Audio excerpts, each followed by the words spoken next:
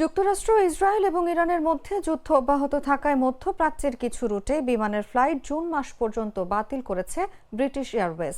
Amman, Bahrain, Dubai এবং তেল আবিবের ফ্লাইটগুলো 31শে মে পর্যন্ত সাময়িকভাবে বাতিল করা হয়েছে এবং দোহাগামী ফ্লাইটগুলো 30শে এপ্রিল পর্যন্ত স্থগিত রয়েছে।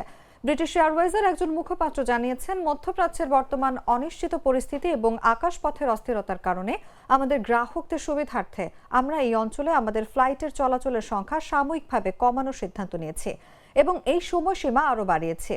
আমরা ক্রমাগত পরিস্থিতি পর্যালোচনা করছি এবং ক্ষতিগ্রস্ত গ্রাহকদের জন্য বিভিন্ন বিকল্প ব্যবস্থা করার জন্য সরাসরি তাদের সঙ্গে যোগাযোগ করছি। যাদের ফ্লাইট বাতিল হয়েছে তারা অন্য কোনো এয়ারলাইন্সের মাধ্যমে নতুন করে বুকিং দেয়া, ভ্রমণের তারিখ পরিবর্তন করা অথবা পুরো টাকা ফেরত পাওয়ার সুযোগ পাবেন। তবে সৌদি আরবের রিয়াদ এবং জেদ্দায় ব্রিটিশ এয়ারওয়েজের ফ্লাইটগুলো আগের মতোই চালু রয়েছে।